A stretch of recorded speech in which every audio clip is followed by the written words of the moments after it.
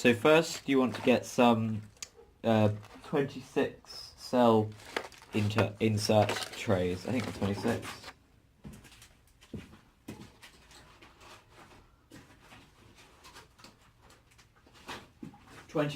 Sorry, 24 cell insert trays. You want to get some compost and mix it with perlite. I tend to do 3 parts perlite and then like about 10 parts compost. Tends to work well. You could simplify that down, obviously, but I tend to use my trowel here, so that tends to work for me. It's a good mixture which keeps the soil nice and damp throughout germination. So you want to fill all of the trays or the cells level with the thing. Push down a bit because they can sometimes have little gaps of air, and just brush it away. A lot of people would not do this correctly, as in they would just literally brush the compost away onto the floor.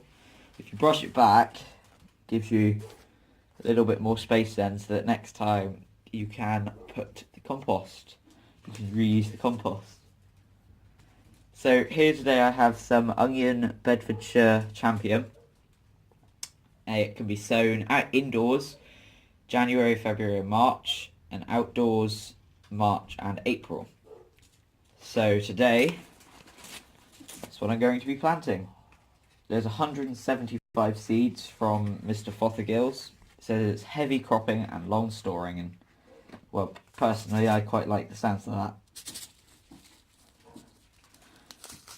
Another thing that some people do is they just chuck the seeds on. Well, what you want to do, that although that would be okay for just a single cell insert tray, that the big trays that you get, it doesn't work for larger ones like this. So you want to simply try your hardest to get a seed out, and I know that can be a challenge.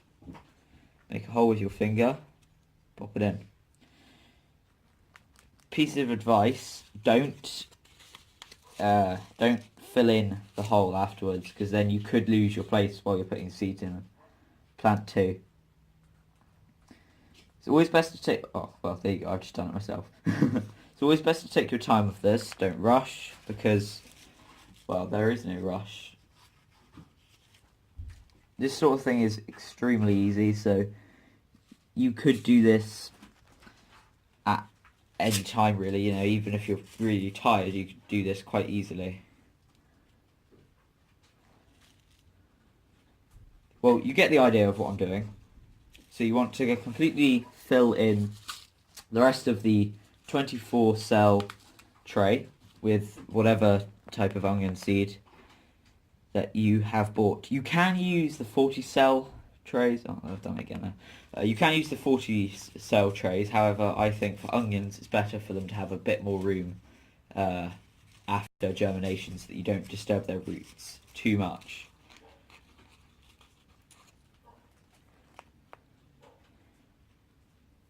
So you're going to leave these indoors. If you plant them in January, well, actually no, it doesn't matter when you plant them, January, February or March indoors, then you can plant them out in May. So, good luck. I hope your onions grow well, and I'll give you a few updates later on. Bye.